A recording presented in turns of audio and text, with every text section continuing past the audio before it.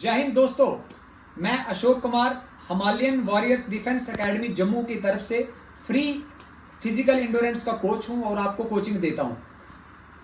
आज जैसे कि आप सब जान रहे हैं कि हमारे जम्मू में फिजिकल इंडोरेंस की जम्मू एंड कश्मीर पुलिस के कांस्टेबल की भर्ती चल रही है और फिजिकल इंडोरेंस उसका चल रहा है जम्मू एमए स्टेडियम में।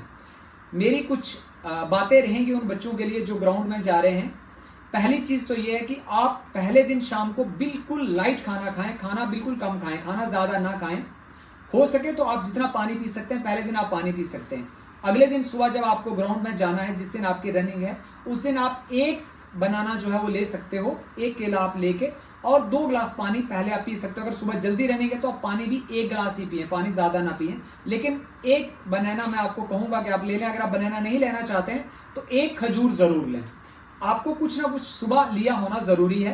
और जब आप रनिंग करने के लिए ग्राउंड में चले जाते हैं, पूरा वार्म अप होने के बाद ही ग्राउंड में जाएं, क्योंकि अंदर जाने के बाद आपको पहले प्रैक्टिस के लिए मौका नहीं मिलेगा। आप जब ग्राउंड पे साइड पे खड़े होते हैं तो पूरी तरह से रनिंग की एक बार अच्छे से प्रैक्टिस कर लें, सो दैट कि आपका जो शरीर है वो पूरी तरह से गर्म हो जाए और रनिंग के लिए वार्म अप हो जाए और आप अच्छे से रनिंग कर पाएं। दूसरी चीज मैं आपको ये ऐड करना चाहूंगा कि जिन लोगों की रनिंग सपोज 27 को है, वो लोग एक दिन पहले बिल्कुल रन ना करें। उनको सिर्फ 200 मीटर के नॉर्मल वॉक करना है सुबह, या हल्की सी आप रनिंग कर सकते हैं। इससे ज्यादा आपको रनिंग नहीं करनी है। एक दिन का पूरा ब्रेक लेना, आपको पूरा ब्रेक, कंप्लीट रेस्ट करनी है। और शाम को आपने पूरे शरीर को तेल की अच्छे से मालिश करके आराम करना है और कंप्लीट नींद लेनी है।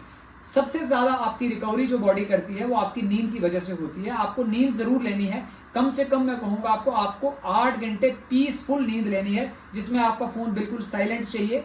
आप बिल्कुल, कोई आपको कॉल नहीं आनी चाहिए, कोई डिस्टर्बेंस नहीं होनी चाहिए। 8 घंटे कंप्लीट नींद आप रनिंग से पहले जरूर कर लें। और उसके बाद जब आप चेस्ट फुलाने के लिए जाते हैं तो उसके लिए मैं आपको कहूंगा कि आप जब चेस्ट को फुला रहे होते हो, 5 सेंटीमीटर का जो फुलाव है वो आपको पूरा पेट को अंदर करना है और उसको ऊपर लाना है। तो उससे आपकी छाती जो वैसे ही काफी फूल जाएगी। पहले पूरी सांस बाहर छोड़नी है और फिर पूरी सांस एकदम अंदर लेनी है, ताकि आपकी चेस्ट जो है 5 mm जो चाहिए वो आराम से पूरी हो जाए। अगली चीज मैं आपको कहूंगा कि जब रनिंग के लिए आप चक्कर लगाने जाते हैं तो रनिंग आप बिना किसी डर के जाएं। ग्राउंड ही तो है, उसी ग्राउंड में हमने प्रैक्टिस की है, वही ग्राउंड हमारा है जो हमने पास करना है। और खास करके आप जैसे जवान, जिन लोगों को मैंने प्रैक्टिस दी है, मुझे भली भांति पता है कि उनकी कितनी महारत और कितनी काबिलियत है। मुझे नहीं लगता कि मेरे एक भी ऐसा एस्पिरेंट्स है जो रनिंग पास नहीं करेगा।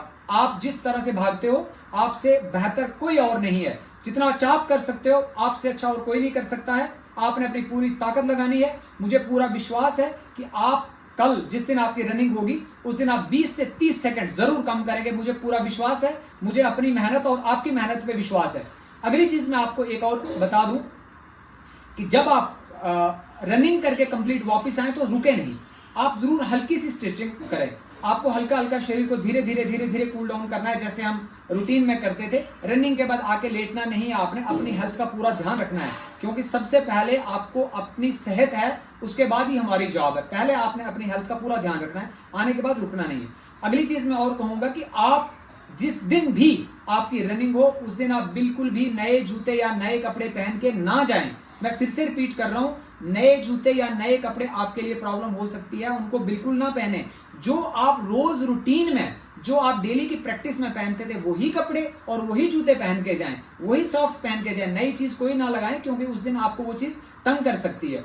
तीसरी चीज, अगर रनिंग करते समय आपको कभी, वैसे तो ऐसा कभी हुआ नहीं कि आपको इतनी प्रैक्टिस की आपने कि आपको कभी दर्द हो, लेकिन अगर कभी दर्द हो, आपके पेट में कहीं पे दर्द होने शुरू हो, तो इस तरह से आपने अपनी उंगलियों को, अंगूठे को उंगलियों के बीच में जोर से पकड़ देना है और भागने की कोशिश करनी है।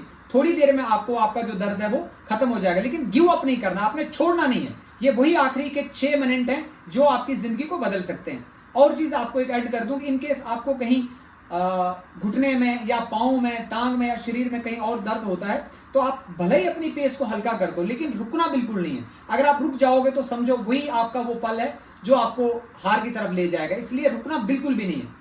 तो thank you guys, wish you all the best. आप सबको बहुत बहुत बधाई हो। मुझे पूरी उम्मीद है कि आप कामयाब होने के बाद मुझे जरूर कॉल करेंगे। Thank you, wish you all the best.